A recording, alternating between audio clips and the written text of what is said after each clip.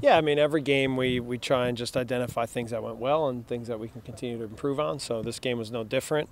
Um, the thing that was good is we had a game plan in place, and then guys stuck to it and we executed and we reaped the rewards for it. So that part was really good. And then, it's nothing in particular, but it's just little things to make sure that we're all on the same page moving forward.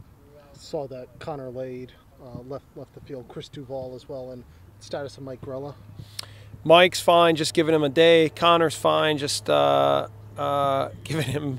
I think he's earned it. And then Chris, picked up a little injury in training, but we're hopeful that he'll be okay too. The approach there's a lot of discussion about Yankee Stadium, size of the pitch. One of your guys, Dax, called it a basketball court on grass.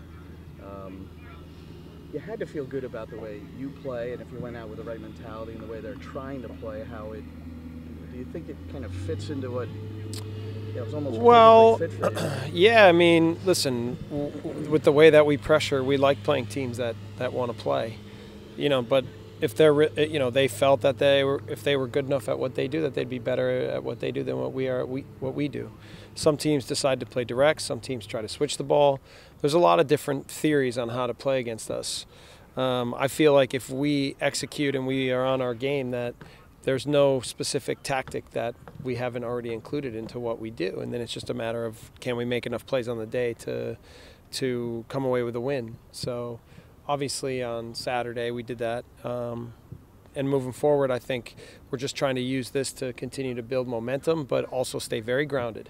We don't want to have any slip-ups. It's only 3 points as much as it may feel like more.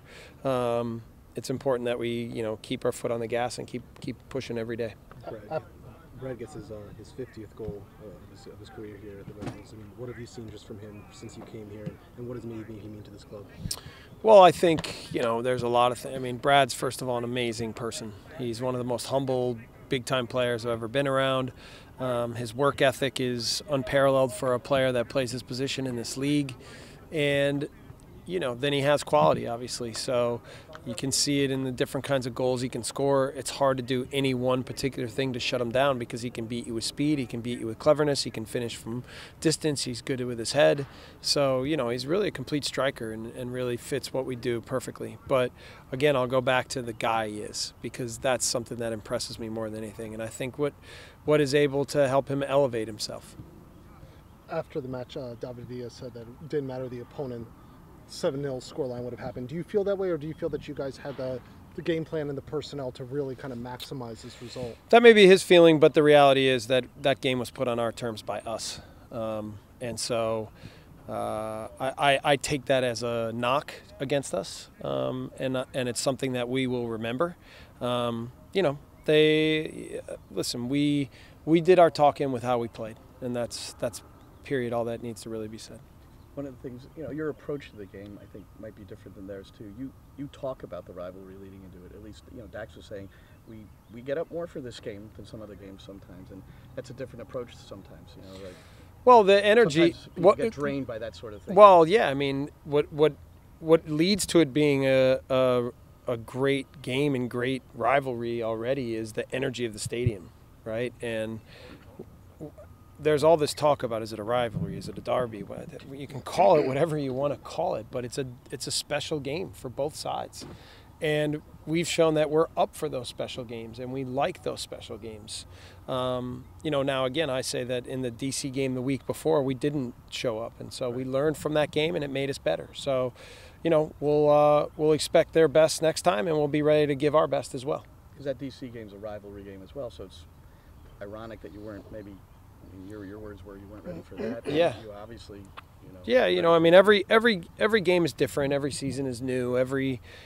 So yeah. I think that was what we were incredibly disappointed because we had shown in our year and a half here that in those kinds of games that we were ready to go. And for whatever reason, that one we were totally flat. But we were hard on ourselves and learned from it, and we were better for it.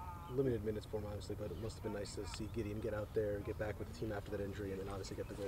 Yeah, Gideon, he's getting himself going a bit more every day, and so I was really excited to get him a chance to get on the field, and then obviously to score the goal. I think it should breed confidence for him, and then, keep rewarding himself for all the hard work he's done, and you know, that part was great to see. Given his return, and you also have Ronald on the mend as well, and Aurelian and Chris have done nicely with those, you know, Yeah. back-to-back shutouts.